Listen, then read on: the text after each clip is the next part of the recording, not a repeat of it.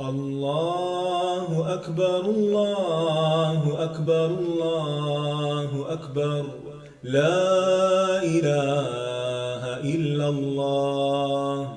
الله أكبر الله أكبر ولله الحمد. الله أكبر الله أكبر الله أكبر، لا إله إلا الله. الله أكبر الله أكبر ولله الحمد.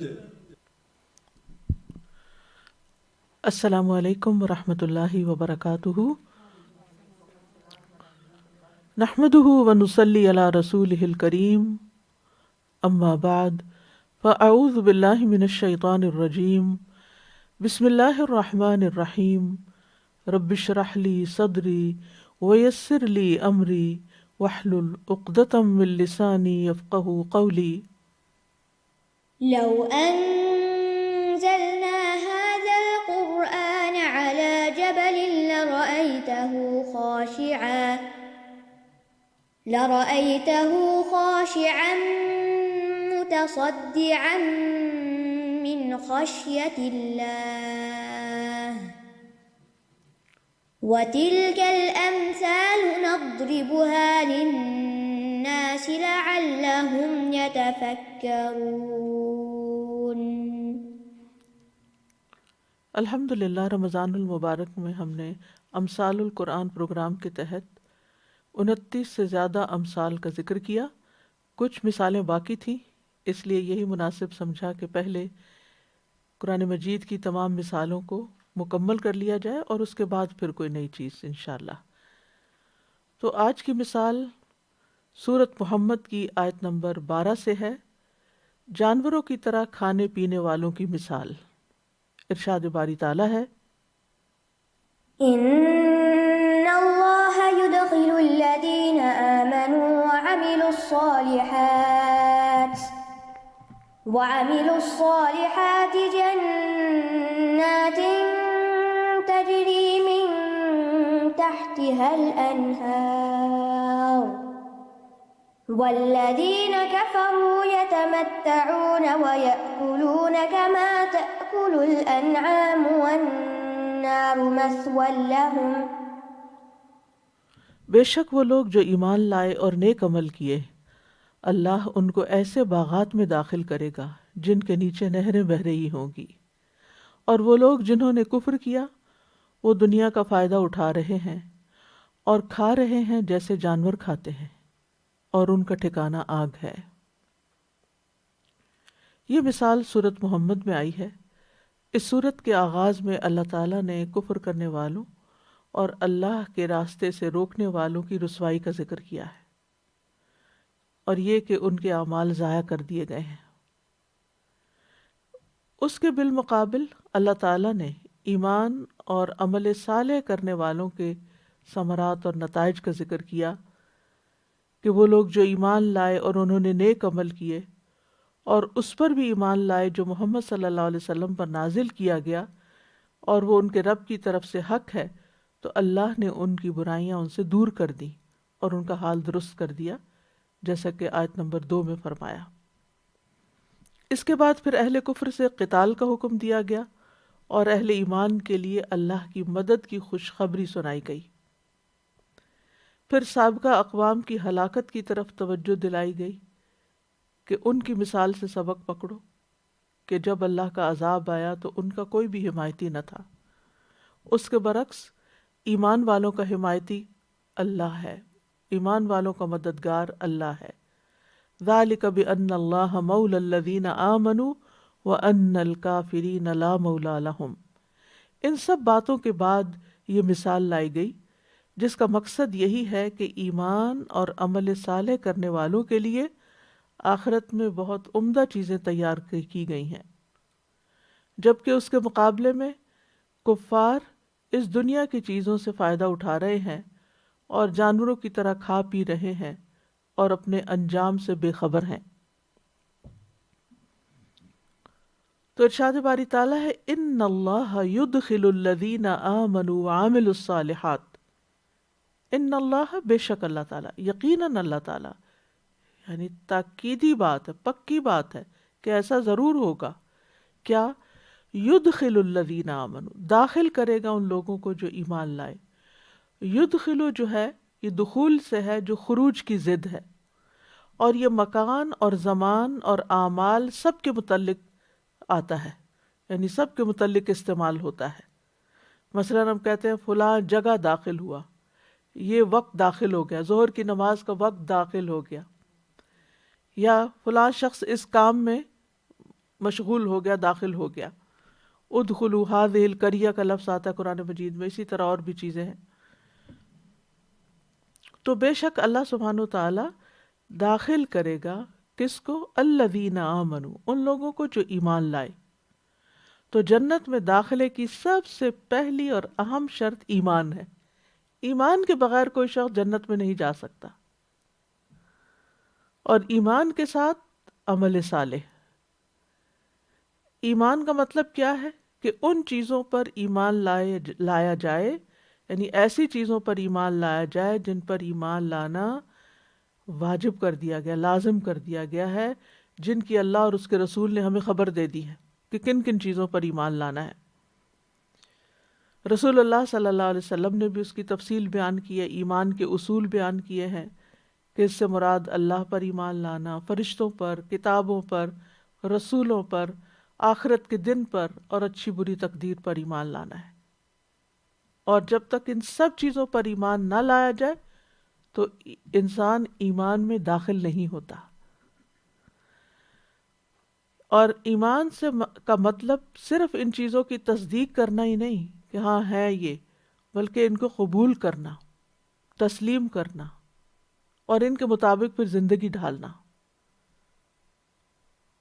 اور زندگی کیا بن جاتی ہے پھر؟ وہ عمل صالح، یعنی زندگی عمل صالح کے مطابق گزرتی ہے، یا انسان اپنی زندگی میں عمل صالح کرتا ہے، نیک اعمال کرتا ہے، اور یہ ایمان کی وجہ سے ہی ہوتا ہے.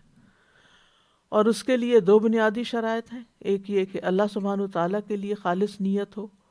جتنے بھی اعمال ہیں، ظاہری ہیں، باطنی ہیں، اقوال ہیں، کچھ بھی ہیں، سب کے سب اللہ کی رضا اور خوشنودی کے لیے ہوں، کسی اور کے لیے نہ ہو. جب تک کوئی عمل خالصتاً اللہ کے لیے نہیں کیا جاتا، اللہ سبحانہ وتعالیٰ اس کو قبول ہی نہیں کرتا. یعنی بہت سی نیکیاں جن کو ہم نیکی سمجھ کے کرتے رہتے ہیں کہ نیکی کا کام ہے، چلو یہ بھی کر لے، یہ بھی کر لے. اس وقت ہمیں یاد رکھنا چاہیے کہ یہ صرف اور صرف اللہ رب العزت کے لیے ہے، کسی اور کی خوشی کے لیے نہیں، کسی اور سے تعریف حاصل کرنے کے لیے نہیں. اور دوسرا یہ ہے کہ اس کام کا طریقہ کار بھی درست ہو. درست ہونے کا مطلب کیا ہے؟ شریعت کے مطابق، شریعت کے موافق، نبی صلی اللہ علیہ وسلم کے طریقے کے مطابق، ان کی مخالفت نہ ہو، کوئی نیا طریقہ ایجاد نہ کیا ہو جسے بدعت کہا جاتا ہے، جو نبی صلی اللہ علیہ وسلم سے ثابت نہ ہو. اور اس کی دلیل قرآن مجید کی آیت بھی ہے، فَمَنْ كَانَ يَرْجُو لِقَاءَ رَبِّهِ فَلْيَعْمَلْ عَمَلًا صَالِحًا وَلَا يُشْرِكْ بِعِبَادَةِ رَبِّهِ أَحَدًا. تو جس کسی کو اپنے رب سے ملنے کی امید ہے، اسے چاہیے کہ وہ نیک اعمال کرے اور اپنے رب کی عبادت میں کسی کو بھی شریک نہ کرے. تو ایسے لوگ جو ایمان لائے اور انہوں نے نیک اعمال کیے ان شرائط کے مطابق، تو ان کے لیے کیا انعام ہے، کیا صلہ ہے؟ جنات، جنتیں ہیں، باغ ہیں. جنت ہر اس باغ کو کہتے ہیں جس کی زمین درختوں کی وجہ سے نظر نہ آئے. جنہ کا لفظی معنی ہوتا ہے ڈھانپ لینا. فلما جن علیہ اللیل، جب اس کو رات نے ڈھانپ لیا، اور ویسے بھی رات ڈھانپ لیتی ہے دن کو. یغشی اللیل النہار. تو یہاں جنات ہیں، یعنی کئی باغات ہیں، کیونکہ جنتیں کئی طرح کی ہیں. تجری من تحتها الانہار، ان کے نیچے سے نہریں بہتی ہیں. تجری کا لفظ جرا سے ہے، جرا یجری، جرین، جریانن، تیزی سے چلنا. اصل میں یہ لفظ پانی اور پانی کی طرح چلنے والی چیزوں کے متعلق استعمال ہوتا ہے.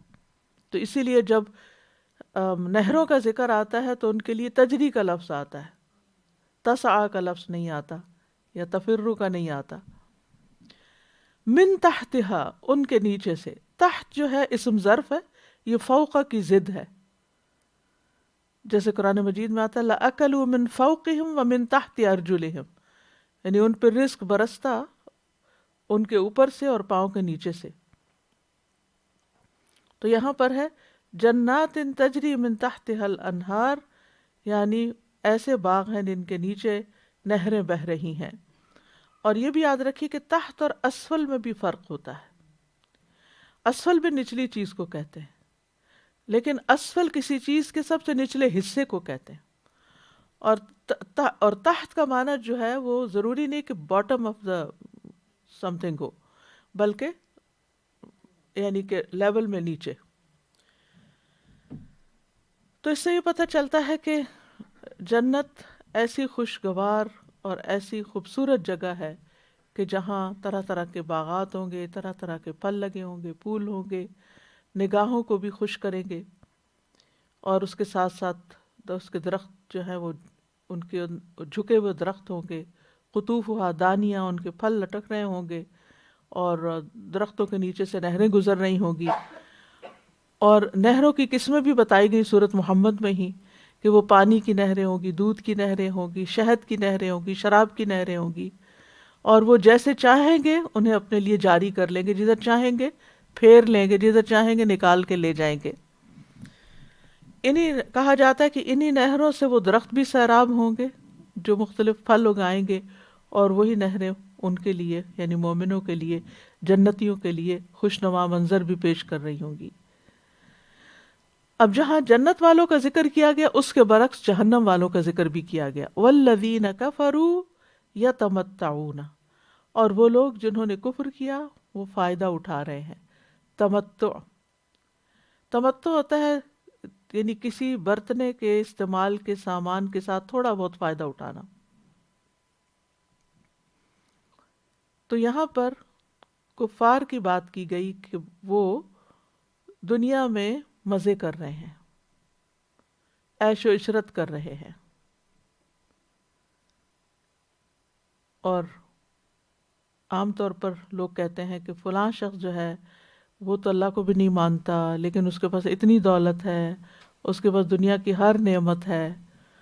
تو یہاں پر اس کا جواب دیا گیا ہے کہ وہ نعمت ہے لیکن وہ تمتع ہے، بس تھوڑا سا فائدہ اٹھانا ہے، وقتی فائدہ اٹھانا ہے، یہ ہمیشہ کا فائدہ نہیں۔ آخرت کے مقابلے میں تو یہ بہت تھوڑا فائدہ ہے۔ قل متاع الدنیا قلیل، کہہ دیجئے دنیا کا متاع یا دنیا کا فائدہ بہت تھوڑا ہے۔ اکثر لوگوں کے ذہن میں یہ اشکال پیدا ہوتا ہے، تو اس کا جواب اللہ سبحانہ وتعالیٰ قرآن مجید میں اور مقامات پر بھی دیتے ہیں کہ آپ سمجھتے ہیں کہ ہم ان کو جو مال اور اولاد میں کثرت دے رہے ہیں یہ ان کے لیے بہت اچھی ہے، یہ تو چند دن کی بات ہے، پھر عذاب ہی عذاب ہے۔ اس کے بارے میں ایک قول ہے کہ مومن دنیا میں زیادہ راہ لیتا ہے، یعنی مسافر ہے، یہاں سے آخرت کے لیے سامان لے کے جا رہا ہے، یعنی وہ چیزیں اکٹھی کر رہا ہے جو اس کی آخرت میں فائدہ دیں۔ منافق مزین ہوتا ہے، یعنی وہ دنیا کی چیزوں سے رونقیں اور ڈیکوریشن اور اپنے آپ کی بیوٹیفائی کرنا، بس وہ ان چیزوں میں مشغول ہوتا ہے، یعنی دنیا کا مال اس لیے اکٹھا کرتا ہے کہ اس کے گرد رونقیں اکٹھی ہو جائیں۔ اور کافر عیش کرتا ہے، یعنی وہ ان چیزوں سے مزے اڑاتا ہے۔ یعنی منافق دکھاوے، زیادہ تر دکھاوا کرتا ہے، چاہے وہ اس فائدہ اٹھائے یا نہ، لیکن کافر جو ہے وہ اس میں عیش کرتا ہے۔ اور کیا کرتے ہیں یہاں پر آپ دیکھیے، ایک چیز یہ بتائے گی یتمتعون، دوسرا ہے وَيَأْكُلُونَ، اور وہ کھاتے ہیں، یعنی تمتع الگ چیز ہے اور کھانا الگ چیز ہے۔ تمتع میں جیسے اپنی بیویوں سے فائدہ اٹھانا، اس کے لیے بھی تمتع کا لفظ آتا ہے، متعوہن کا لفظ بھی آتا ہے، ان کو بھی فائدہ پہنچاؤ۔ تو اسی لیے علماء کہتے ہیں کہ اس سے مراد ہے یعنی وہ اپنے پیٹوں اور شرمگاہوں کو ہی اپنا مقصد بنائے ہوئے ہیں، صرف اسی کے بارے میں سوچتے ہیں اور کل کیا ہوگا اس سے وہ غافل ہیں۔ تو یہاں پر ہے وَيَأْكُلُونَ كَمَا تَأْكُلُ الْأَنْعَامُ، یہاں جو کما ہے یہ مثال کے طور پر آیا ہے، مانند اس کے، مثال اس کے جیسے انعام کھاتے ہیں، یعنی ان کا کھانا انعام کی طرح کھانا ہے۔ انعام کا لفظ نعم سے ہے، یہ خاص طور پر اونٹوں کے لیے بولا جاتا ہے۔ اونٹوں کو نعم اس لیے کہا گیا کہ وہ عربوں کی سب سے بڑی نعمت تھے، لیکن اس کے بعد صرف اونٹوں کے لیے نہیں بلکہ اس کا اطلاق بھیڑ، بکری، اونٹ، گائے، زرافہ وغیرہ کے لیے بھی ہوتا ہے، ہرن وغیرہ۔ مگر ان جانوروں پر انعام کا لفظ اس وقت بولا جاتا ہے جب ان کے اندر اونٹ شامل ہو۔ قرآن مجید میں وَجَعَلَ لَكُم مِّنَ الْفُلْكِ وَالْأَنْعَامِ مَا تَرْكَبُونَ، اور تمہارے لیے کشتیاں اور چوپائے بنائے جن پر تم سوار ہوتے ہو۔ تو سواری کس پہ کرتے ہیں؟ کون سے انعام پہ؟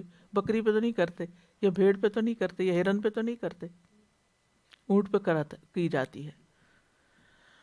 تو معنی کیا ہے؟ یعنی یہ مثال کیوں دی گئی؟ یہ کیا مثال ہے؟ اس کی کیا وضاحت ہے؟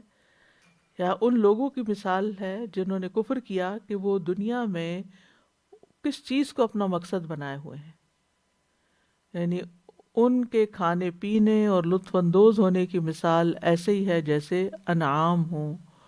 سارے حیوانات کا ذکر نہیں یہاں کیا گیا، یہ قابل غور نکتہ ہے۔ انعام ہے مویشی جانور کہ جن کا مقصد صرف کھانا پینا، چرنا چگنا ہی ہوتا ہے، اور اس کے بعد بچے پیدا کرنا اور گھومنا پھرنا، اور بس ختم۔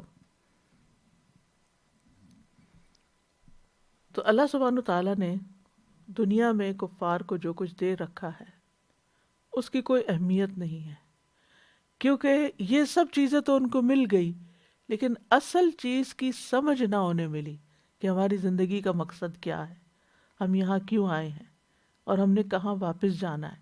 یہ نقطہ ان کو سمجھ نہیں آیا، اور یہ کہ ان کا آگے حساب کتاب ہونا ہے۔ تو اس لیے وہ پیٹ پوجا کرنے والے ہیں، لیکن اپنی آخرت سے وَهُمْ عَنِ الْآخِرَةِ هُمْ غَافِلُونَ، جیسے جانوروں کا حصہ ہے دنیا میں، اور ان کا انجام کیا ہے؟ جیسے قرآن مجید میں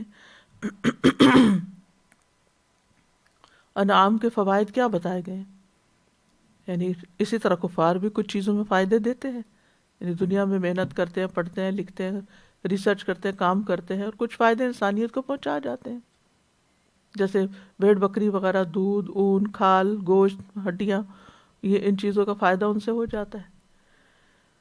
تو جانوروں کا مقصد کھانا پینا اور پھر کچھ وقتی فائدہ پہنچانا، کچھ اٹھانا، کچھ پہنچانا، اور بس۔ علم اور معرفت کی اس سطح تک نہیں پہنچتے جس تک انسان کو پہنچنا چاہیے، اور کھاتے پیتے بھی اس طرح ہے کہ حلال و حرام کی کوئی تمیز نہیں ہوتی۔ جیسے کسی بکری کو ہی نہیں پتا ہوتا کہ یہ اس کے مالک کا کھیت ہے یا کسی غیر کا ہے، اسے یہاں چرنا چاہیے یا نہیں چاہیے۔ پھر اسی طرح ہے کہ کھانے کا مقصد بھی لذت حاصل کرنا اور موج مستی کے لیے کھانا، کہیں سے بھی کھا لینا اور خوب کھانا، اور کھا کر غور و فکر نہ کرنا کہ کس نے یہ کھانا دیا اور کس کا شکر ادا کرنا چاہیے۔ عام طور پہ یہ کہا جاتا ہے جیسے کوئی شخص بہت ہی ناسمجھ ہو تو اس کہتے تم ایسے زندگی بسر کر رہے جیسے حیوان بسر کرتے ہیں، جانور بسر کرتے ہیں۔ تو یہاں پر مکمل طور پر جانور کی تشبیہ دینا، جانور کی زندگی سے تشبیہ دینا مراد نہیں، بلکہ اپنے خاص جو خواص اور لوازمات ہیں، یا جو ان کی زندگی میں بہت اہم چیز ہے کہ کماؤ اور کھاؤ، اس چیز کو ہائی لائٹ کیا گیا ہے۔ اور پھر جیسے جانوروں کی بے خبری ہوتی ہے، ناسمجھی ہوتی ہے اپنے انجام سے، ایسے ہی یہ بھی بے خبر ہے۔ کیسے؟ مثلا آپ دیکھیے کہ دنیا کی زندگی کے سامان سے فائدہ اٹھاتے ہیں، کھاتے پیتے ہیں، لیکن موت کے بعد کا نہیں معلوم، انجام نہیں پتا۔ جانوروں کو بھی آپ دیکھیں، وہ چارہ کھاتے ہیں، چراگاہوں میں گھومتے پھرتے ہیں، منہ مارتے رہتے ہیں، لیکن ان کو نہیں پتا ان کا انجام کیا ہونا ہے، کہ ان کو ذبح کر لیا جائے گا یا کوئی اور درندہ آ کے ان کو کھا جائے گا. یعنی جب وہ گھوم پھر رہے ہوتے ہیں تو اپنے انجام سے بے خبر ہوتے ہیں، بس صرف مزے کر رہے ہوتے ہیں، کھا رہے ہوتے ہیں، کھا رہے ہوتے ہیں، کھا رہے. اگر آپ امیجن کریں بھیڑ بکریوں کے گلے جو ہوتے ہیں، گلے جو ہوتے ہیں، غلے نہیں گلے، وہ ہرڈز جو ہوتے ہیں جب وہ یعنی کہ پاسچرز میں ہوتے ہیں تو عموماً وہ زمین سے ہی کچھ نہ کچھ کھا رہے ہوتے ہیں. اسی طرح اونٹ ہے تو درختوں سے پتے توڑ توڑ کے کھا رہے ہوتے ہیں.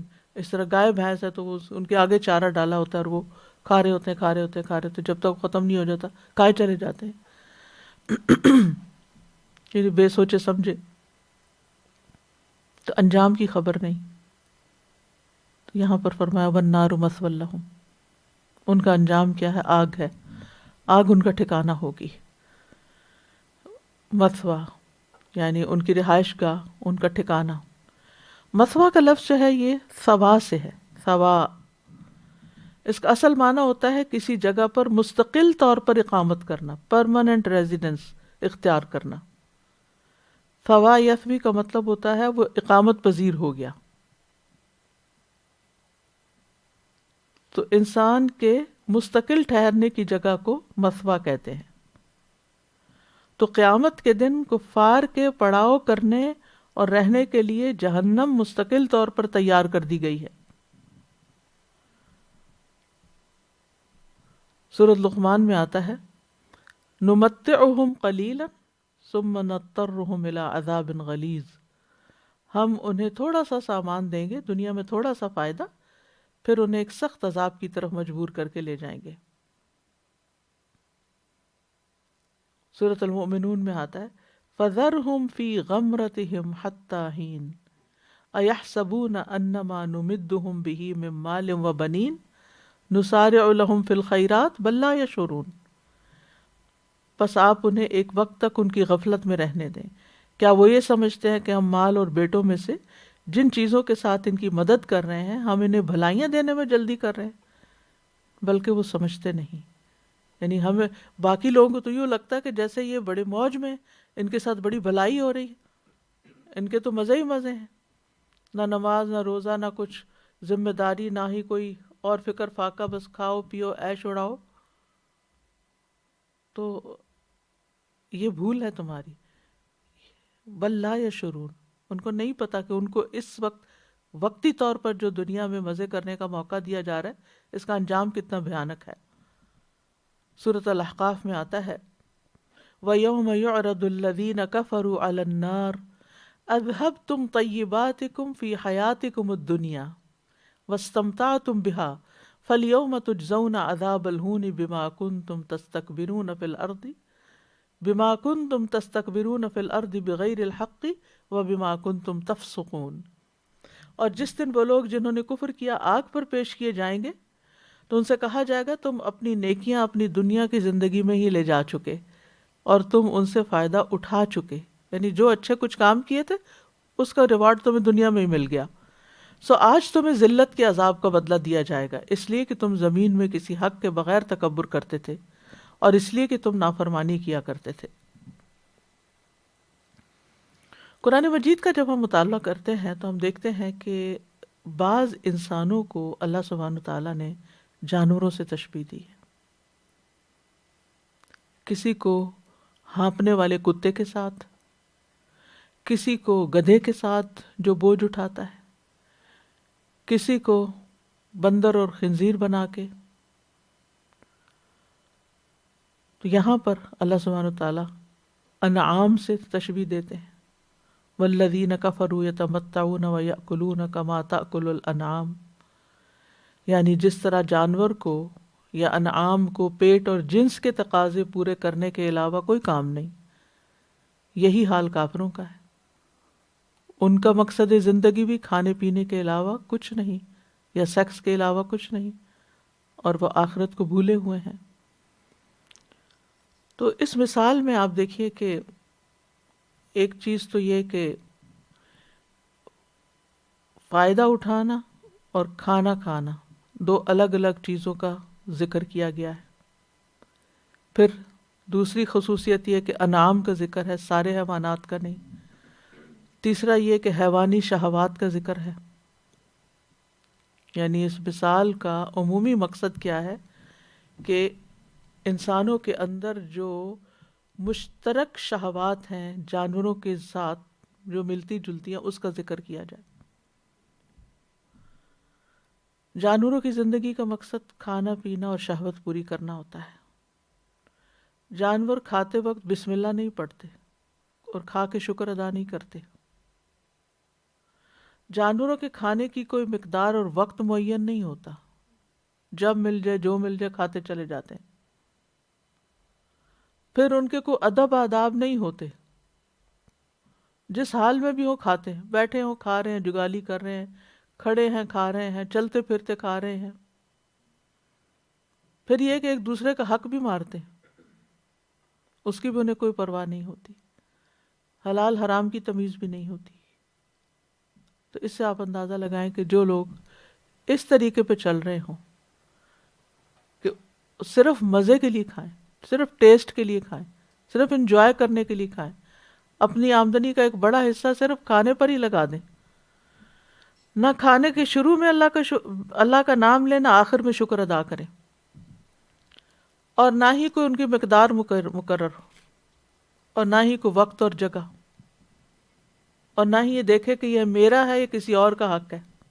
وہ یتیموں کا مال بھی ہڑپ کر جاتے ہیں، وہ بیواؤں کی میراث پر بھی قبضہ کر لیتے ہیں، ان کا حق بھی مار جاتے ہیں، وہ بہن بھائیوں کی جائیداد پر بھی ناجائز قبضہ کر لیتے ہیں، حلال حرام کی کوئی تمیز نہیں ہے ان کو۔ تو پھر ایسی زندگی کسی مسلمان کی زندگی نہیں ہو سکتی۔ عام طور پر آپ دیکھیں کہ جانوروں کی جو کھانے پینے کی ہیبٹس ہیں ان کو تین گروہوں میں تقسیم کیا جاتا ہے۔ ایک ہے گوشت خور جیسے کتا اور شیر وغیرہ، ایک ہے گوشت اور پودے دونوں ہی کھانے والے جیسے سور، بھالو وغیرہ، ایک ہے گھاس خور جیسے پودوں کو کھانے والے جیسے گائے گھوڑا وغیرہ ہیں۔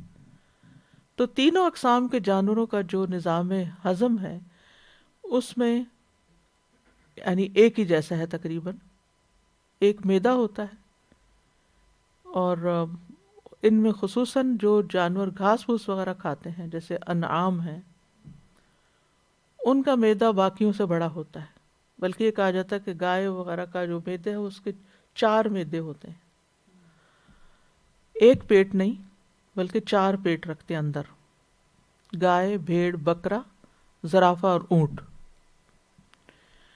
اور جیسے ہی ان کو کھانے کی کوئی چیز ملتی ہے وہ جلدی سے سب کچھ کھا جاتے ہیں اور بہت سا کھانا کٹھا ہی اپنے اندر انڈیل لیتے ہیں، اور پھر جب وہ کہیں آرام سے بیٹھتے ہیں تو پھر واپس اس کو نکال کے اسی کو کرش کرتے رہتے ہیں، چباتے رہتے ہیں، جگالی کرتے رہتے ہیں، اور اپنا وقت یعنی ایک ہوتا ہے نا کھایا اور ختم کیا، یہ کھا کے ختم نہیں کرتے، یعنی ایک چیز کھائی، دوسری کھائی، تیسری کھائی، اسے اکٹھا کر لیا، علم غلم اندر بھر لیا، پھر کہیں بیٹھے، وہ کھا لیا نا، ختم ہو گیا، اب کچھ ہے نہیں کھانے کو، لیکن ابھی بھی دل تو نہیں بھرا، ابھی بھی ان کو منہ میں کچھ چاہیے، تو یہ کیا کرتے ہیں جو اندر لے گئے نا اس کو باہر لائیں گے، منہ میں لا کے واپس، اور اس کو چبائیں گے، یعنی اس کو پھر چباتے رہتے ہیں اور یوں اپنا ٹائم پاس کرتے ہیں۔ یہ جو ریومینیشن اس کو کہتے ہیں، جس سے خاص طریقے سے کھانا واپس لا کے دوبارہ چبایا جاتا ہے، یعنی اس کو کڈ کہتے ہیں، اور کہتے ہیں کہ اگر جانور یہ نہ کرے تو اس کی صحت کی خرابی کی علامت ہوتی ہے، اس کو تو اللہ نے پیدا ہی ایسے کیا ہے، شاید ہمارے سبق سیکھنے کے لیے کہ ہم ان کی مشابہت نہ اختیار کریں۔ تو ایسے جانوروں کو رومیننٹس کہتے ہیں جن کے 4 پیٹ ہوتے ہیں، اور پہلا چیمبر جو ہوتا ہے بہت بڑا ہوتا ہے، دوسرا چیمبر جو ہوتا ہے وہ مختلف ہوتا ہے، تیسرا اور چوتھا، یعنی ہر ایک کے اپنے اپنے کام ہوتے ہیں، اور یہ مسلسل کھاتے رہتے ہیں، اور پھر یہ ہے کہ بہت زیادہ ڈکار بھی لیتے ہیں، اور پھر یعنی بنیادی طور مقصد انعام کے کھانے کی اگر ہیبٹس کو دیکھا جائے تو اس میں کثرت سے کھانا، بیک وقت کھا جانا، اور پھر جب کھانے سے فارغ ہو تو پھر بھی فارغ نہ ہونا، پھر بھی کھاتے رہنا، یعنی اس سے مشابہت دی گئی، اس سے مثال دی گئی ہے کہ کچھ لوگ زندگی اس طرح گزارتے ہیں۔ ان کا ہم اور غم صرف کھانا پینا ہوتا ہے۔ اب جیسے آپ رمضان ہی کو دیکھیں، رمضان کس مقصد کے لیے آتا ہے؟ رمضان آتا ہے کہ ہم اپنا کھانا پینا روکیں، لیکن عموماً دیکھا گیا کہ رمضان میں غیر رمضان سے بھی زیادہ کھا پی جاتے ہیں، اور رمضان شروع ہونے سے پہلے یہ سوچنا شروع کر دیتے ہیں کہ ہم نے کیا کیا کھانا ہے اور اس کے لیے کیا طریقہ اختیار کرنا ہے۔ اور اس کی وجہ کیا ہوتی ہے؟ یہی وجہ کہ پھر وہ جو رمضان کا اصل مقصد ہوتا ہے وہ پورا نہیں ہوتا، کیونکہ ساری توجہ کھانے پہ ہوتی ہے، اور کھانے میں سے بھی وہ کھانے جو سال بھر نہ کھائیں، رمضان کے مخصوص کھانے کہ وہ تو ضرور سحری افطاری میں کھانے ہیں۔ کھانا انسان کی بنیادی ضرورت ہے، کھانا انسان کے لیے بنایا گیا ہے، لیکن انسان کھانے کے لیے نہیں بنایا گیا۔ جانوروں کی طرح اس کو سارا وقت جگالی نہیں کرنی۔ انسانوں کو، مومنوں کو اللہ سبحانہ وتعالیٰ حلال اور طیب کھانے کا حکم دیتے ہیں۔ وَكُلُوا مِمَّا رَزَقَكُمُ اللَّهُ حَلَالًا طَيِّبًا، حلال بھی اور صاف ستھرا بھی ہو، پاکیزہ ہو، عمدہ ہو۔ اور یہ حکم ساری انسانیت کو دیا گیا قرآن مجید میں، یا ایھا الناس کلوا مما فی الارض حلالا طیبا، اے لوگو جو چیزیں زمین میں ہیں ان میں سے حلال اور پاک کھاؤ۔ اللہ سبحانہ تعالیٰ نے انسانوں کو طرح طرح کی نعمتیں دی ہیں کھانے پینے کی۔ وَهُوَ الَّذِي أَنشَأَ جَنَّاتٍ مَعْرُوشَاتٍ وَغَيْرَ مَعْرُوشَاتٍ، وہی ہے جس نے دونوں طرح کے باغ پیدا کیے، ایک وہ جن کی بیلیں چھپروں پہ چڑھائی جاتی ہیں، دوسرے وہ درخت جو خود اپنے تنے پہ کھڑے ہوتے ہیں۔ وَالنَّخْلَ وَالزَّرْعَ مُخْتَلِفًا أُكُلُهُ، کھجوریں اور کھیتیاں پیدا کی جن سے مختلف طرح کے معقولات حاصل ہوتے ہیں۔ وَالزَّيْتُونَ وَالرُّمَّانَ مُتَشَابِهًا وَغَيْرَ مُتَشَابِهٍ، نیز اس نے زیتون اور انار پیدا کیے جن کے پھل اور مزے ملتے جلتے بھی ہوتے ہیں اور مختلف بھی۔ کُلُوا مِن ثَمَرِهِ إِذَا أَثْمَرَ، جب یہ درخت پھل لائے تو اس میں سے کھاؤ۔ لیکن اب ہم نے کیا کیا ہے؟ یعنی ان پھلوں کو مختلف طرح سے یا پریزرو کیا ہے، یا دنیا کے مختلف حصوں میں جو موسمی تبدیلیاں آتی ہیں اور وہاں وہ پھل اگتے ہیں وہ بھی اکٹھے کر کے بغیر موسم کے کھاتے ہیں۔ اور فصل کاٹتے وقت ان میں سے اللہ کا حق بھی ادا کرو۔ وَلَا تُسْرِفُوا، اور اسراف نہ کرو۔ إِنَّهُ لَا يُحِبُّ الْمُسْرِفِينَ، کیونکہ اللہ اسراف کرنے والوں سے محبت نہیں رکھتا۔ تو کھانا پینا انسان کی ضرورت ہے۔ اللہ سبحانہ وتعالیٰ نے کھانے پینے کے پھلوں، سبزیوں وغیرہ کا ذکر کر دیا اور بہترین چیزوں کا یہاں ذکر کیا، پھر ساتھ کا کہ اسراف نہ کرنا، حد سے نہ بڑھنا، بہت زیادہ نہ کھانا۔ تو اسی لیے ایک وقت میں کسی بھی ایک فوڈ کو بہت زیادہ نہیں کھانا چاہیے، کیونکہ وہ انسان کی صحت کے لیے نقصان دہ ہوتی ہے۔ پھر اسی طرح مختلف پھل اور سبزیاں اللہ تعالیٰ نے پیدا کی جس کا ذکر سورۃ عبسہ میں بھی آتا ہے۔ فَلْيَنظُرِ الْإِنسَانُ إِلَىٰ طَعَامِهِ أَنَّا صَبَبْنَا الْمَاءَ صَبًّا ثُمَّ شَقَقْنَا الْأَرْضَ شَقًّا فَأَنبَتْنَا فِيهَا حَبًّا وَعِنَبًا وَقَضْبًا وَزَيْتُونًا وَنَخْلًا وَحَدَائِقَ غُلْبًا وَفَاكِهَةً وَأَبًّا مَتَاعًا لَكُمْ وَلِأَنْعَامِكُمْ۔ انسان کو چاہیے کہ وہ اپنے کھانے کی طرف دیکھے۔ ہم نے ہی اوپر سے پانی برسایا، پھر عجیب طرح سے زمین کو پھاڑا، پھر ہم نے اس میں اناج اگایا اور انگور اور ترکاریاں اور زیتون اور کھجور اور گھنے باغ اور پھل اور چارہ بھی اگایا۔ اتنی ساری چیزیں سب انسان کے لیے اور چارہ حیوان کے لیے، یہ سب کچھ تمہارے اور تمہارے مویشیوں کے لیے زندگی کا سامان ہے۔ تو اس سے پتہ چلتا ہے کہ یہ ساری غذائیں جو اللہ نے پیدا کی یہ زندہ رہنے کے لیے ضروری ہیں، صحت کے لیے کھانا پینا ضروری ہے۔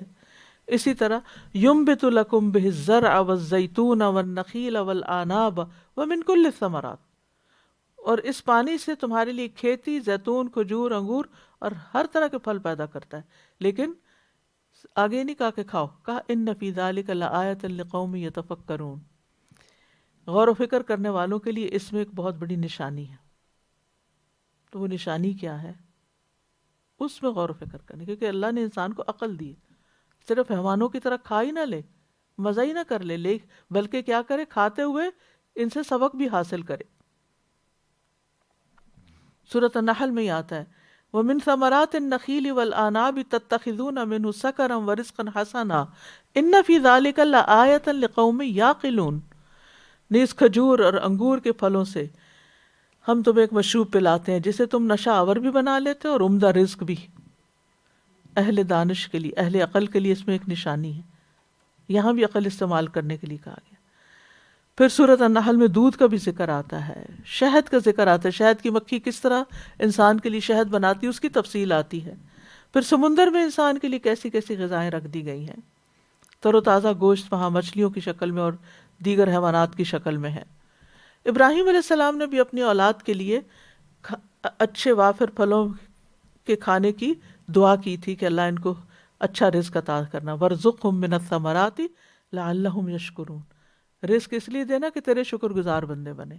یہ ہے انسان، یعنی انسان غور و فکر بھی کرے، عقل سے بھی کام لے اور شکر بھی ادا کرے.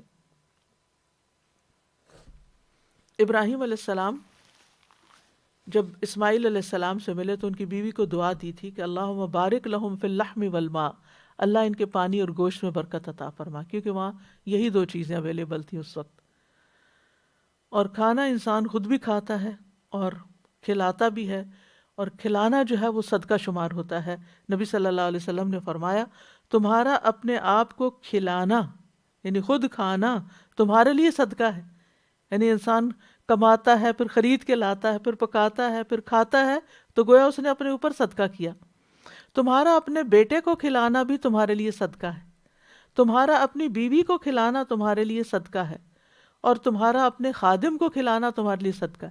یعنی یہ کھانا جو ہے وہ ایک عبادت بھی ہے، اور اس میں جو محنت لگتی ہے، ایفرٹ لگتی ہے اس سارے پروسیس میں، وہ انسان کے لیے ایک اجر اور ثواب کا باعث بھی ہے اگر انسان اس کو انسانوں کی طرح کھائے. اگر اللہ سبحانہ وتعالیٰ اور نبی صلی اللہ علیہ وسلم کے بتائے ہوئے طریقے کے مطابق ان نعمتوں کو استعمال کرے، ابیوز نہ کرے. تو چند باتیں جو ہمیں اس سلسلے میں پتہ چلتی ہیں ہمارے دین سے، وہ یہ کہ ہماری زندگی کا مقصد صرف کھانا پینا ہی نہ رہ جائے. کھانا ایک ضرورت ہے، اس کے لیے وقت نکالیں، لیکن سارا وقت، ساری انرجی، ساری ایفرٹ، سارا ٹیلنٹ، اسکل، ساری توجہ اس پر نہ چلی جائے.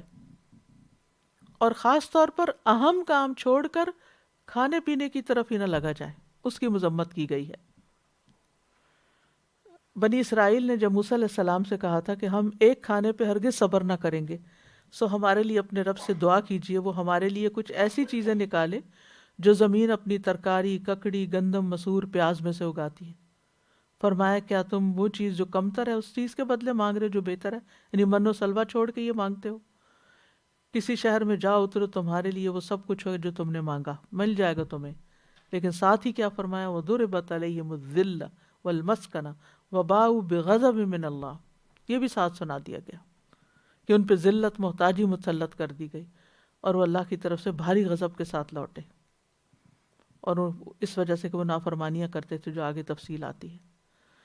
تو بنیادی طور پر یہ کہ جن امتوں کو اللہ نے چن لیا ہو اپنے کام کے لیے، کیونکہ بنی اسرائیل کو اللہ نے چن لیا تھا، فضلتکم علی العالمین، انہیں ہر چیز سے زیادہ اہم اپنے مقصد زندگی کو رکھنا چاہیے. کھانا سیکنڈری ہونا چاہیے، مقصد زندگی اول ہونا چاہیے. پھر عمومی طور پر ہمیں جو سبق دیا گیا وہ یہ کہ کھانے پینے میں اسراف نہ کیا جائے. وَكُلُوا وَاشْرَبُوا وَلَا تُسْرِفُوا إِنَّهُ لَا يُحِبُّ الْمُسْرِفِينَ. کھاؤ پیو لیکن اسراف نہ کرو، کیونکہ اللہ اسراف کرنے والوں کو پسند نہیں کرتا.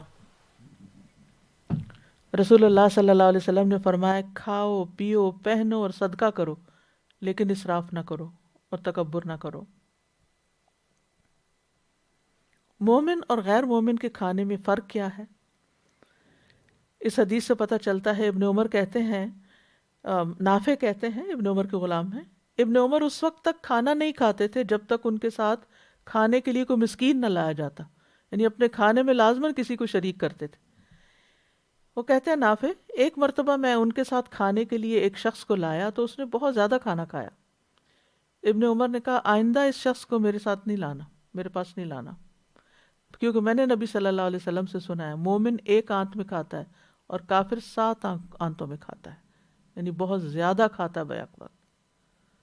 تو بقدر ضرورت کھانا چاہیے، اعتدال سے کھانا چاہیے. ٹو مچ ایٹنگ جو ہے وہ، اور بیک وقت ایک ہی وقت میں بہت زیادہ کھا جانا وہ نقصان دہ ہے. رسول اللہ صلی اللہ علیہ وسلم نے فرمایا انسان نے پیٹ سے بدتر برتن نہیں بھرا، چنانچہ ابن آدم کے لیے کمر سیدھی کرنے کے لیے چند لقمے کافی ہیں، اگر اس سے زیادہ ہی کھانا ہو تو پیٹ کے 3 حصے کر لے، 1/3 کھانے کے لیے، 1 پانی کے لیے اور 1/3 سانس لینے کے لیے۔ ابن عمر فرماتے ہیں کہ ایک شخص نے نبی صلی اللہ علیہ وسلم کے سامنے ڈکار لی تو آپ نے فرمایا اپنی ڈکار کو ہم سے دور رکھو، کیونکہ دنیا میں زیادہ پیٹ بھر کر کھانے والے قیامت کے دن سب سے زیادہ بھوکے رہیں گے۔ طویل دن ہوگا قیامت کا تو اس دن وہ بھوکے ہوں گے۔ وہ امتی بدترین قرار پائے جو طرح طرح کے کھانے پینے کھائیں۔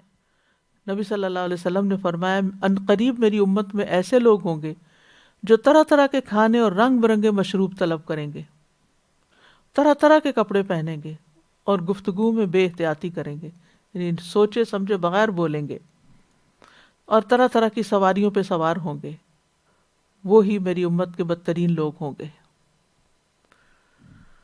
تو اس سے یہ پتہ چلتا ہے کہ صحابہ اور نبی صلی اللہ علیہ وسلم کا طریقہ جو تھا کھانے پینے میں وہ ہم سے بہت مختلف تھا جو ہم نے آج اختیار کر لیا۔ نبی صلی اللہ علیہ وسلم نے یہ بھی فرمایا مجھے تمہارے متعلق ان گمراہ کن خواہشات کا سب سے زیادہ اندیشہ ہے جن کا تعلق پیٹ اور شرمگاہ سے ہوتا ہے، اور اپنی مرضی پر چلنے کی گمراہی کا بھی اندیشہ ہے، یعنی اپنی منمانیاں کرنا، یہ بھی گمراہی ہے۔ یہ نہ دیکھنا کہ اللہ اور اس کے رسول صلی اللہ علیہ وسلم نے کیا فرمایا، بلکہ یہ دیکھنا کہ مجھے کیا پسند آتا ہے، میرے لیے کیا کنوینئنٹ ہے، مجھے کیا اچھا لگتا ہے۔ ابن قیم کہتے ہیں مدارج السالکین میں دل کو بگاڑنے والے 5 امور ہیں، 5 چیزوں سے دل بگڑ جاتا ہے، یعنی دل سخت ہو جاتا ہے یا غافل ہو جاتا ہے۔ نمبر 1، لوگوں سے زیادہ گھل مل کر رہنا، یعنی ٹو مچ سوشلائزنگ، اس کی بات اس کی، اور اس سے آپ نے دیکھا ہی ہوگا کہ کتنی پریشان کن خبریں ہوتی ہیں نا، ایک میسج کھولتے ہیں تو کسی کے مرنے کا ہوتا ہے، دوسرا کھولتے ہیں تو کسی کی بیماری کا، تیسرا کھولتے ہیں تو کسی کی طلاق کا، چوتھا کھولتے ہیں کسی کے فساد اور لڑائی کا، 5واں، اور اینڈ آف دا ڈے جب آپ رکھتے ہیں فون تو آپ ایگزاسٹ ہو چکے ہوتے ہیں کہ اتنی عجیب و غریب طرح کی خبریں چاروں طرف سے، پلس نیوز سننے بیٹھ جائیں تو پھر دنیا بھر کی جو خبریں ہیں۔ تو لوگوں سے زیادہ گھل مل کے رہنا، بہت زیادہ بات چیت اور باتیں اور ہنسی مذاق، یہ دل کو بگاڑتا ہے۔ دوسرے ہے خواہش پرستی، خواہشات کی پوجا کرنا۔ تیسرے ہے غیر اللہ سے دلی تعلق رکھنا، یعنی اللہ کے علاوہ کسی سے شدید محبت کرنا۔ محبت کرنا منع نہیں ہے لیکن اعتدال میں، اور وہ محبت لمٹس کراس نہ کرے، اللہ کی محبت سے نہ بڑھے۔ پھر زیادہ کھانا اور زیادہ سونا۔ بعض سلف صالحین نے کہا 2 خصلتیں دل کو سخت کر دیتی ہیں، زیادہ بولنا اور زیادہ کھانا پینا۔ ابو سلمان دارانی کہتے ہیں جو زیادہ کھاتا ہے اس پر 6 آفتیں پڑتی ہیں، وہ مناجات کی حلاوت کھو دیتا ہے، یعنی دعا میں کنسنٹریٹ نہیں کر پاتا، اللہ سبحانہ وتعالیٰ سے باتیں نہیں کر پاتا، سرگوشیاں نہیں کر سکتا، دھیان ہی نہیں، اس کو فوکس ہی نہیں ہوتا، فوکس پیٹ کی طرف ہے۔ نمبر 2، مخلوق پر شفقت سے محروم ہو جاتا ہے، کیونکہ جب وہ پیٹ بھر لیتا ہے تو سمجھتا ہے سب کے پیٹ بھرے ہوئے ہیں، اس پر عبادت ثقیل ہو جاتی۔ تیسری چیز یہ ہے، یعنی عبادت کے لیے کھڑا ہے، پھر وضو نہیں رہا، پھر اس کو دوبارہ وضو کرنا ہے، پھر عبادت کے لیے، یعنی عبادت اس کو ایک بوجھ لگتی ہے۔ 4، اس کی خواہشات بڑھ جاتی ہیں، کیونکہ جتنا زیادہ انسان کھاتا ہے پھر اسی کے مطابق اس کے اندر قوت آتی ہے، پھر اس کی خواہشات جو حیوانی خواہشات ہیں وہ زیادہ ابھرتی ہیں۔ اور کہا کہ سارے اہل ایمان مسجدوں کی طرف چکر لگاتے ہیں اور پیٹ بھرنے والے کوڑا کرکٹ کی طرف گردش کرتے ہیں، اور اب ریسٹورانٹس کے گرد۔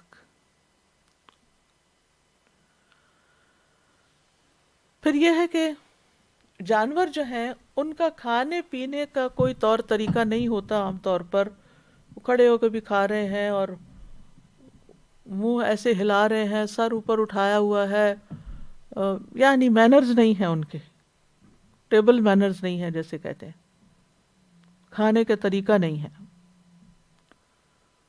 تو کھانے کے آداب کا خیال رکھنا بھی ضروری. سب سے پہلے تو یہ دیکھنا چاہیے جو کھانے لگاؤں وہ صاف ستھرا پاکیزہ بھی ہے یا نہیں. نبی صلی اللہ علیہ وسلم نے فرمایا بے شک مومن کی مثال شہد کی مکھی کی طرح ہے جو پاکیزہ چیز کھاتی ہے پاکیزہ رس خارج کرتی ہے. جس پھول پتی یا پتے پہ بیٹھتی ہے نہ وہ ٹوٹتا نہ خراب ہوتا ہے. آپ دیکھیں کہ جانور جب کسی کھیت میں داخل ہوتے ہیں نا اجاڑ کے رکھ دیتے ہیں. تو اب اسی طرح اگر کوئی شخص کسی بوفے میں داخل ہوا ہے اور ادھر سے ڈال ادھر سے ڈال پلیٹ بھر لے اور پھر کھا کے تھوڑا سا کھایا اور تھوڑا ایسے بچا کے اجاڑ کے اگر آپ بعد میں دیکھیں تو یوں لگتا ہے جیسے کوئی وہ جیسے کہتے ہیں نا کعصف مأکول. شادیوں میں دعوتوں میں آپ دیکھیں کہ یعنی جب لوگ نکل جاتے ہیں اور کھانے کے ٹیبلز کے اوپر جو حالات ہوتے ہیں وہ بھس کی طرح جو کھائے ہوئے بھس کی طرح یعنی کچھ کھایا اور کچھ پھیلایا اور کچھ برباد کیا اور کچھ نیچے گرایا کچھ ٹیبل پہ گرایا کوئی یہ حالات کرتے ہیں. اس سے بھی منع ہونا چاہیے, اس سے بھی رک جانا چاہیے. نبی صلی اللہ علیہ وسلم نے فرمایا مرنے کے بعد سب سے پہلے انسان کے جسم میں اس کا پیٹ ہی بدبودار ہوتا ہے. تو جو کوئی طاقت رکھتا ہے کہ پاک اور طیب کے سوا کچھ اور نہ کھائے تو اسے ایسا ہی کرنا چاہیے. حرام کھانے سے بچنا چاہیے. نبی صلی اللہ علیہ وسلم نے فرمایا وہ گوشت اور خون جنت میں داخل نہ ہوگا جو حرام پہ پلا بڑھا, وہ جہنم کا ہی زیادہ مستحق ہے. اور حرام میں بعینی ہی اور بنفسی ہی یعنی کمائی حرام کی نہ ہو اور کھانے کی چیز حرام بالذات نہ ہو, حرام بالذات نہ ہو. کھانے سے پہلے ہاتھ دھونے چاہیے. کھانے کے شروع میں بسم اللہ پڑھنی چاہیے. بیٹھ کر کھانا پینا چاہیے. انس رضی اللہ عنہ بیان کرتے ہیں کہ نبی صلی اللہ علیہ وسلم نے اس بات سے منع فرمایا کہ کوئی شخص کھڑے ہو کر پانی پیے. قتادہ کہتے ہیں کہ کھانے کے بارے میں کیا حکم ہے؟ انس سے پوچھتے ہیں. انہوں نے کہا یہ تو زیادہ شر والا اور زیادہ گندا عمل ہے. انسان کھڑے ہو کے کھائے جیسے جانور کھاتے ہیں. پھر دائیں ہاتھ سے کھانا چاہیے. بائیں ہاتھ سے روکا گیا ہے. نبی صلی اللہ علیہ وسلم نے فرمایا تم میں سے کوئی بھی بائیں ہاتھ سے کھانا نہ کھائے اور نہ ہی کچھ پیے کیونکہ شیطان اپنے بائیں ہاتھ سے کھاتا اور پیتا ہے. یعنی وہ شیطان کی مشابہت ہے. ہم نے تو شیطان نہیں دیکھا نہ اس کا کھانا دیکھا. نبی صلی اللہ علیہ وسلم کو تو وحی کے ذریعے علم دیا جاتا تھا غیب کی خبروں کا بھی. پھر یہ کہ اپنے سامنے سے کھانا چاہیے. ہر جگہ برتن میں ہاتھ نہیں گھمانے چاہیے. اور پھر یہ کہ کناروں سے کھانا چاہیے, درمیان سے نہیں لینا چاہیے. یہ بڑی اہم بات ہے. یعنی کچھ لوگ ہوتے ہیں نوالا توڑا پلیٹ کے درمیان سے اس کو ٹچ کیا اور وہاں سے کچھ اٹھایا کھایا. نہیں, کنارے سے سائڈ سے کھانا شروع کریں اپنی جانب سے. نبی صلی اللہ علیہ وسلم نے فرمایا تم پیالے کے اطراف سے کھاؤ, درمیان سے مت کھاؤ, بے شک برکت کھانے کے درمیان میں اترتی ہے. تو پھر بے برکت کھانا کھاتے ہو تو کیا ڈائجیشن ہوگی اور کیا طاقت آئے گی اس سے. نبی صلی اللہ علیہ وسلم ناپسند کرتے تھے کہ کھانے کی چوٹی سے کھایا جائے. یعنی جیسے کسی کھانے کو اس طرح سجایا گیا رکھا گیا اور وہ نا جیسے ٹی سی جس کو بولتے اوپر ذرا ایسے جیسے ٹاور سا بن جاتا ہے.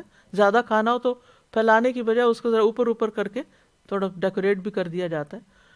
تو آپ پسند نہیں کرتے تھے کہ اس کے اوپر سے کھانا شروع کریں, نہیں سائڈ سے کھانا شروع کریں اپنے آگے سے. نبی صلی اللہ علیہ وسلم 3 انگلیوں سے کھایا کرتے تھے. ضرورت پڑنے پر چھری کانٹے چمچ سے بھی کھایا جا سکتا ہے.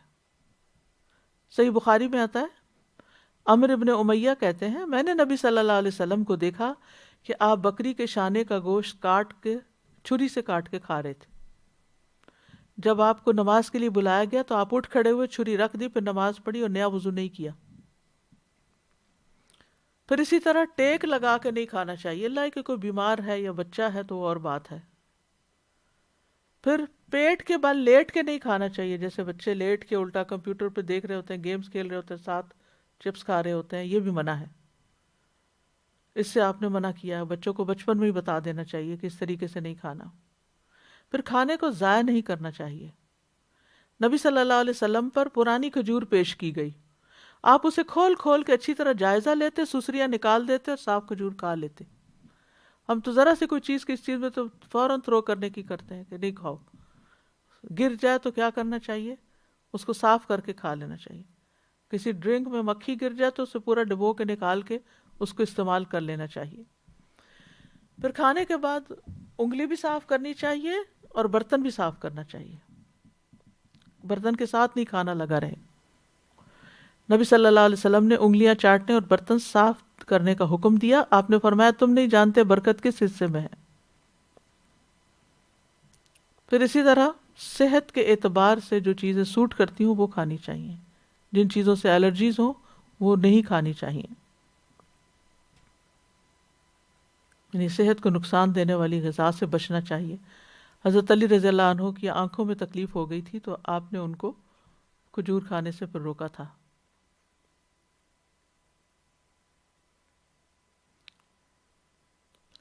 کھانے کے بعد اللہ کا شکر ادا کرنا چاہیے۔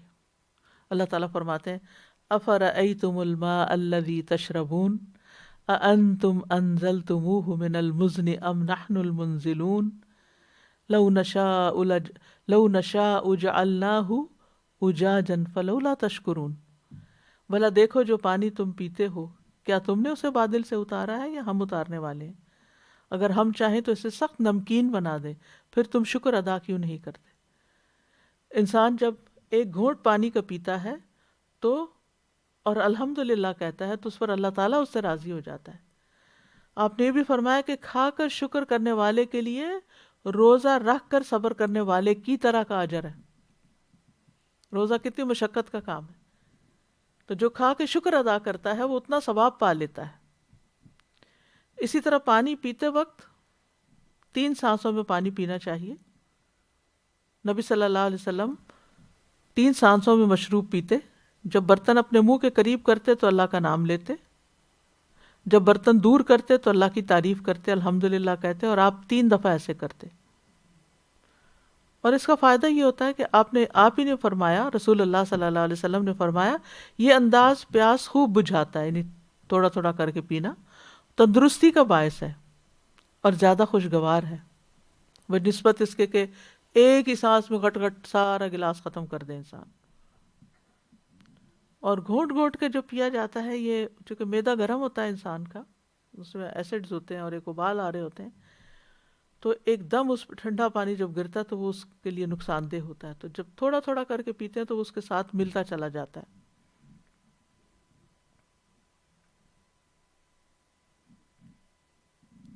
برتن کے اندر سانس نہیں لینا چاہیے، اس کے اندر پھونکے نہیں مارنی چاہیے۔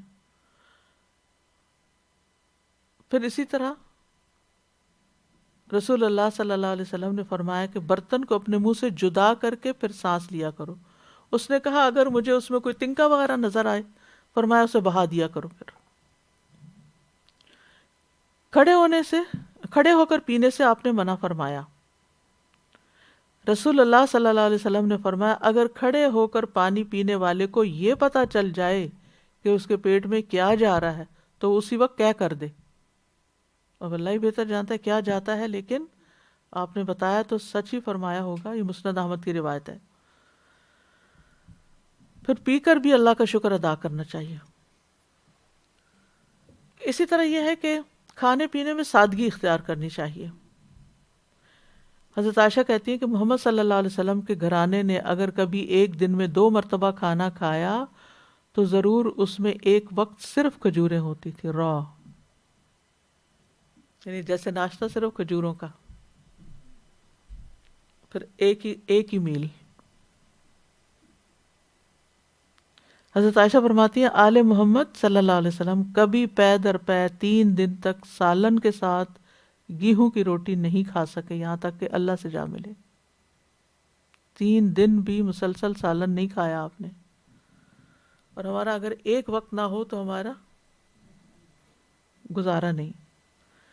پھر اسی طرح یہ کہ مل کے کھانا چاہیے، فیملی کو اکٹھے ہونا چاہیے اس وقت۔ رسول اللہ صلی اللہ علیہ وسلم نے فرمایا اللہ کے ہاں محبوب کھانا وہ ہے جس کو کھانے والے زیادہ ہوں، یعنی زیادہ اس دسترخوان پر ہوں۔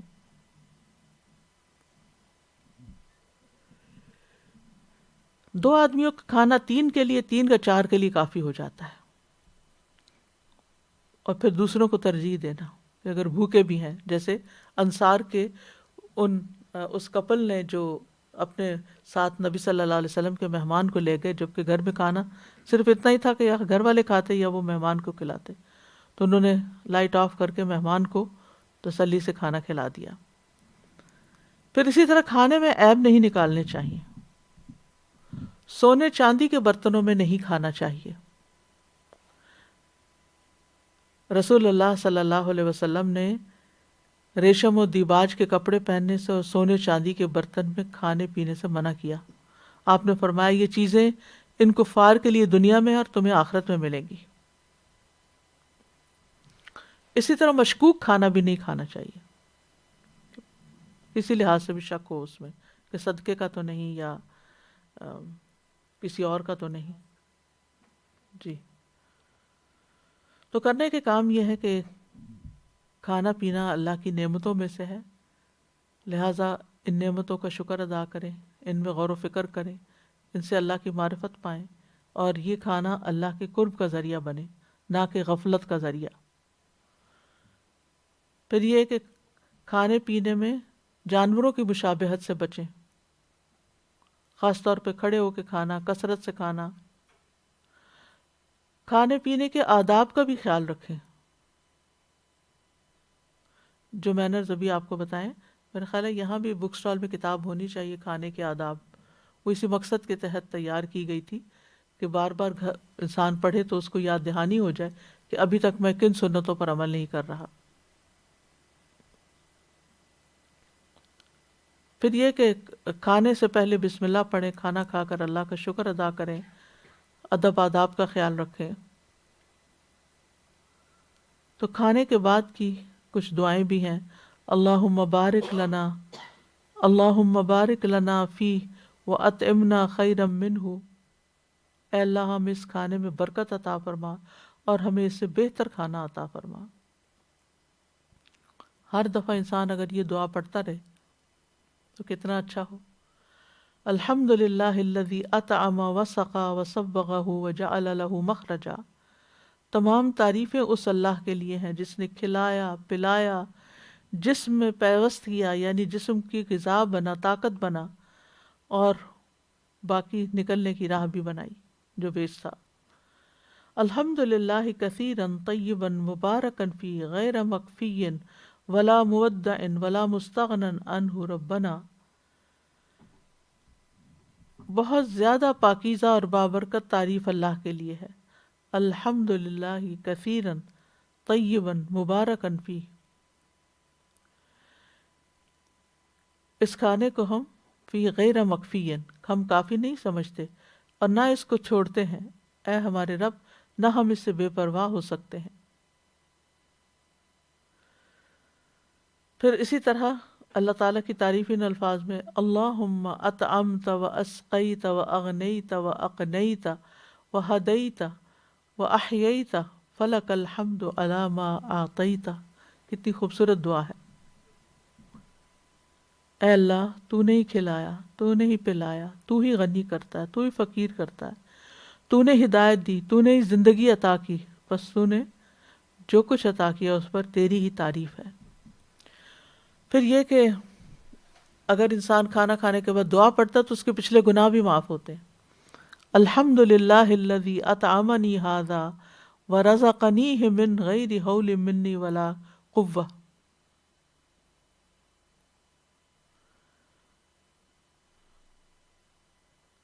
پھر اسی طرح ایک صحابی کا کھانے کھانے کے بعد اللہ کا شکر ادا کرنے کا انداز یہاں ملاحظہ کیجیے. ابو ہریرہ کہتے ہیں میری والدہ، حمید کہتے ہیں ابو ہریرہ نے کہا میری والدہ کے پاس جاؤ، ان سے کہو آپ کا بیٹا آپ کو سلام کرتا ہے اور کہتا ہے کہ ہمیں کچھ کھانا کھلائیے. اس پر ان کی والدہ نے جو کی 3 روٹیاں، تھوڑا سا زیتون کا تیل اور نمک ایک رکابی یعنی پلیٹ میں رکھا. میں نے اسے اپنے سر پر لیا اور ان کے پاس لے کر آ گیا. پھر جب میں نے ان لوگوں کے سامنے کھانا رکھا تو ابو ہریرہ نے اسے بڑی چیز شمار کیا اور کہا الحمد للہ الذی اشعبنا من الخبز. سب تعریف اس اللہ کے لیے ہے جس نے ہمارا پیٹ روٹی سے بھرا۔ اس کے بعد کہا ہمارا کھانا 2 سیاہ رنگ یعنی کھجور اور پانی کے سوا کچھ نہ تھا، اس پہ اتنا شکر ادا کر رہے ہیں۔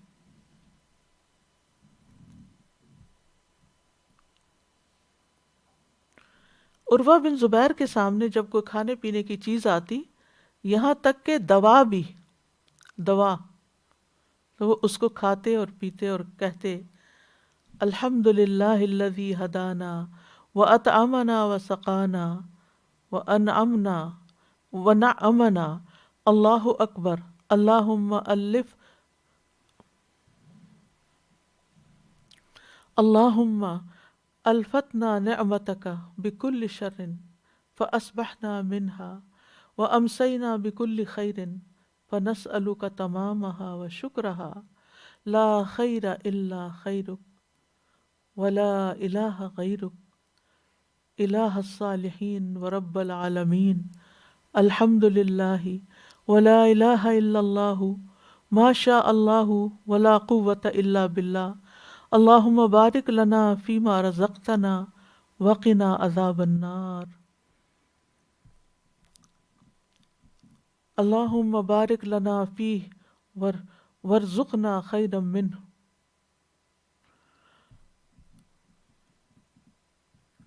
اللہم بارک لہم فیما رزقتہم واغفر لہم وارحمہم ربنا آتنا فی الدنیا حسنۃ وفی الآخرۃ حسنۃ وقنا عذاب النار ربنا لا تزغ قلوبنا بعد اذ ہدیتنا وہب لنا من لدنک رحمہ انک انت الوہاب ربنا لا تؤاخذنا ان نسینا او اخطأنا ربنا ولا تحمل علینا اصرا کما حملته علی الذین من قبلنا ربنا ولا تحملنا ما لا طاقة لنا به واعف عنا واغفر لنا وارحمنا انت مولانا فانصرنا علی القوم الکافرین۔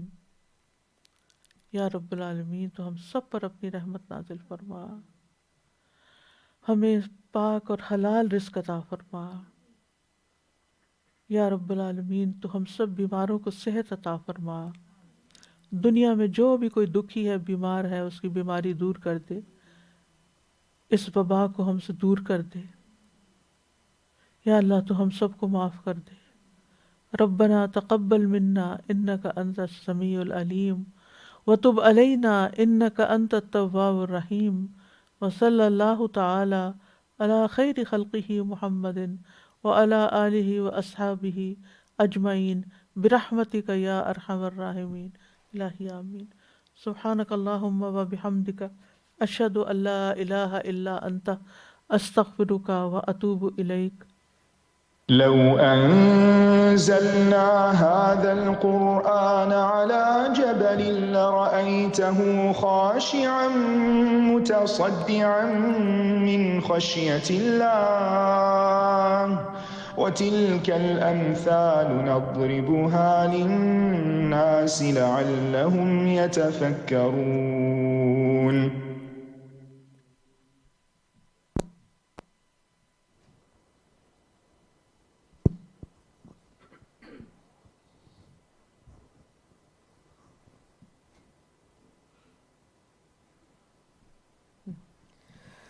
استاذہ میں یہ سوچ رہی تھی کہ اللہ سبحانہ وتعالیٰ کی اطاعت کے کاموں میں یا اللہ کی نافرمانی سے بچنے کے لیے جو سب سے پہلی لائن آف ڈیفنس جو ہوتی ہے وہ کھانے پینے سے ہی شروع ہوتی ہے۔ جب اللہ سبحانہ وتعالیٰ نے آدم علیہ السلام اور ان کی بیوی کو حکم دیا تھا کہ فلاں درخت کا نہیں تم نے کھانا، وہاں پہ ہم یہ دیکھتے ہیں کہ کسی اور چیز سے اللہ تعالیٰ نے نہیں روکا تھا۔ یہ نہیں کہا تھا کہ فلاں بات نہیں کرنا یا فلاں جگہ نہیں جانا یا کوئی اور فلاں کام نہیں کرنا، کھانے پینے سے ہی اس کھانے سے ہی سب سے پہلے روکا گیا تھا۔ تو انسان جو سب سے پہلے اللہ کی نافرمانی کی طرف اگر جاتا ہے تو وہ کھانے پینے ہی سے جاتا ہے۔ بالکل۔ اور سبحان اللہ میں یہ سوچ رہی تھی کہ اللہ تعالیٰ نے 2 جو قیمتی ترین چیزیں ہمیں دی ہیں، جس کے بارے میں حدیث بھی آتی ہے کہ انسان بے دریغ اسے ضائع کرتا ہے، ایک اس کا وقت اور دوسرا اس کی صحت۔ تو ہم یہ دیکھتے ہیں کہ جب کھانے پینے میں انسان انوالو ہو جاتا ہے تو کتنی بے دردی سے ان دونوں قیمتی چیزوں کو ضائع کرتا ہے۔ ابھی ہم رمضان میں دیکھتے ہیں نا کہ اس سے جب ہم بچ جاتے ہیں نا، کھانے پینے سے اللہ تعالیٰ ہمیں بہت لمبے عرصے تک کے لیے جب روک دیتے ہیں دن کے، تو پھر ہماری پروڈکٹیوٹی بھی بڑھ جاتی ہے, ہمارے دل کی حالت بھی بدل جاتی ہے, ہم زیادہ باصلاحیت ہو جاتے ہیں, ذہن ہمارا بہتر کام کرتا ہے. لیکن جیسے ہی رمضان ختم ہوتا ہے واپس ہم اس روٹین میں جاتے ہیں, کیونکہ ہم نے رمضان کو اس طرح سے نہیں لیا ہوتا, ایک ٹریننگ پیریڈ کے طور پہ نہیں لیا ہوتا. ہم نے اسے لیا ہوتا ہے کہ بس یہ ایک ثواب کمانے کے دن ہے اور بس اتنے عرصے تک کے لیے ہم نے ان سے رکنا ہے, اور جتنا اجر ثواب کما سکیں اور کما لیں, اور بعد میں پھر ہم اسی روٹین میں چلے جائیں. تو یہ جو تربیت ہونی ہوتی ہے رمضان میں, اس سے ہم خود کو محروم رکھتے ہیں. بالکل, جزاک اللہ خیر.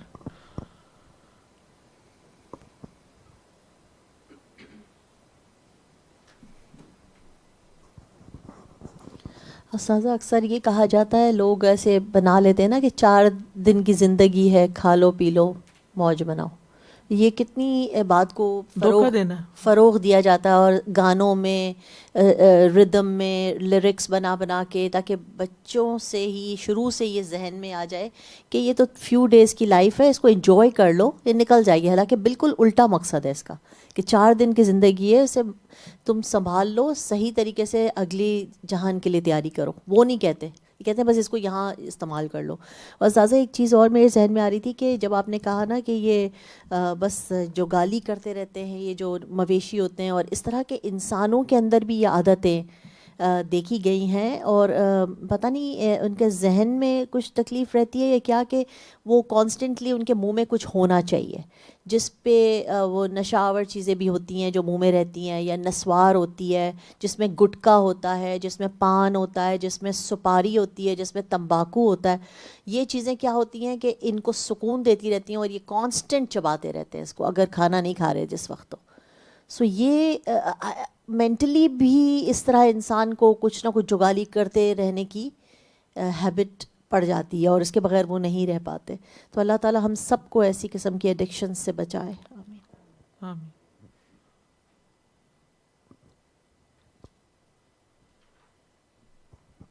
استاذہ جی, کھانے پینے میں لالچ بہت زیادہ آتی ہے نا. ہمارے پاس اچھا پسند کا کھانا آ جائے, وہیں ہماری خواہشات کا بھی ٹیسٹ ہو جاتا ہے کہ ہم رکھ لیتے ہیں کہ نہیں اچھا کل کھا لیں گے, پرسوں کھا لیں گے, اور وہی بس جاتا ہے سارا, بس کسی کے کام نہیں آتا. اور کھانے کی اتنی زیادہ آزمائش ہے, اور پھر صدقہ جو ہے جتنا زیادہ آپ دیتے ہیں اتنا زیادہ آپ اس کا اجر بھی ہے. تو اللہ تعالیٰ نے یہ بالکل ایسے, اور جب آپ نے کم کھایا ہوتا ہے اور آپ نے زیادہ کھایا ہوتا ہے تو آپ کے جسم کی بھی حالت اور آپ کی اپنی حالت اتنی بوجھل ہوتی ہے. جب بہت زیادہ کھا لیتے ہیں, بہت زیادہ پانی پی لیتے ہیں, تو ایسے لگتا ہے بس اب نکل جائے گا.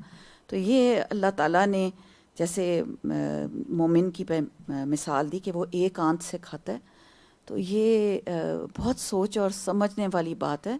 کیونکہ جب آپ روک کے کھا لیتے ہیں, آپ دیکھیں میڈیسن بھی زیادہ کھا لیں اس کا بھی نقصان, مطلب کوئی بھی چیز آپ زیادہ لے لیتے ہیں تو اس کا نقصان ہی نقصان ہے. اللہ تعالیٰ ہمیں اس کی حفاظت کرے.